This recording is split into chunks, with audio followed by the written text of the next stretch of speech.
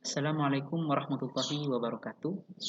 Saya Syukran Jazila, program studi Ilmu Quran dan Tafsir, Fakultas Agama Islam, Universitas Nurul Jadid, Paiton Probolinggo, akan mempresentasikan tentang profil Ka'ab al-Akhbar dan sepak terjangnya dalam penyebaran Israiliyah. Poin pertama, kami akan menjelaskan tentang profil Ka'ab al-Akhbar itu sendiri. Ka'ab al-Akhbar memiliki nama lengkap Ka'ab bin Mati bin Amr bin Qais, dan beliau masuk dari golongan Dhira'in. Ada pula yang mengatakan beliau masuk dari golongan Al-Kila Al-Humairi. Kenapa disebut Al-Akhbar? Karena beliau sangat alim dan juga sangat menguasai tentang ajaran-ajaran Alkitab, dan pula sangat menguasai tentang pengetahuan Saqafah Yahudiyah atau pengetahuan seputar Yahudi. Sehingga beliau disebut Al-Akhbar, yang mana makna Al-Akhbar itu sendiri adalah tinta. Jadi tentang dunia literasi beliau itu sangat menguasai. Kemudian beliau masuk Islam pada masa Sayyidina Umar Ibnul Khattab, dan ini adalah pendapat yang masyhur dan sahih. Ada pula yang mengatakan beliau masuk Islam pada masa Sayyidina Utsman. Ada pula yang mengatakan beliau masuk Islam pada masa Rasulullah. Tetapi pendapat yang sahih mengatakan Ka'ab al-Akhbar masuk Islam pada masa Sayyidina Umar bin Khattab.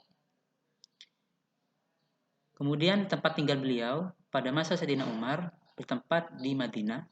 Kemudian pada masa Sayyidina Utsman beliau berpindah ke Syam, tepatnya di Himso, yang kemudian wafat di sana pada tahun 32 Hijriah.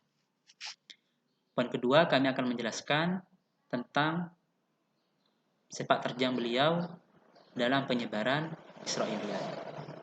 Dari poin kedua ini, kami mengambil dua sampel keterangan yang menjelaskan tentang penyebaran Ka'ab al-Akhbar seputar Israiliyat. Yang pertama, tentang penafsiran suatu ayat yang ada di dalam surat Kahfi, yaitu Bismillahirrahmanirrahim, wa atainahu kulla syai'in sababa. Jadi mengenai penafsiran ini bermula dari sebuah dialog yang pernah dilakukan oleh beliau bersama Sayyidina Muawiyah bin Abi Sufyan. Jadi pada waktu itu Sayyidina Muawiyah berkata kepada Ka'ab al-Akhbar, "Wahai Ka'ab al-Akhbar, kamu pernah berkata bahwasanya Dzulqarnain itu mengikatkan kudanya ke bintang-bintang kejora." Kemudian apa jawaban dari Ka'ab al-Akhbar? Beliau serentak menjawab bahwasanya Allah Ta'ala berfirman, wa atainahu min kulli syai'in sababa. Jadi aku datangkan kepada Dzulqarnain itu pada setiap sesuatu sebagai sebab. Menurut banyak penafsiran, menurut beberapa mufassir mengatakan ini bukan penafsiran yang bagus, bukan penafsiran yang sahih. Penafsiran yang benar bukan seperti itu. Jadi kandungan ayatnya ini bukan menjelaskan seperti itu. Jadi ini adalah sebuah penafsiran yang tidak sesuai. Menurut Ibnu Katsir, yang dimaksud dengan ayat wa atainahu kulla syai'in sababa adalah bahwasanya Allah Ta'ala mempermudah kepada Dzulqarnain tentang sebab-sebab atau perantara-perantara untuk menaklukkan daerah-daerah, kemudian untuk menaklukkan musuh, menaklukkan para raja pada masa itu. Jadi untuk menggapai sebuah kemenangan, beliau membutuhkan sebab-sebab atau perantara, yaitu dengan cara mengalahkan beberapa raja dan yang lainnya.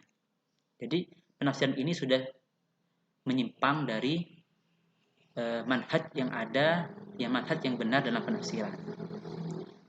Kenapa beliau seperti itu, menafsirkan seperti itu? Karena diadopsi dari pengetahuan beliau pada masa beliau masih sebelum Islam.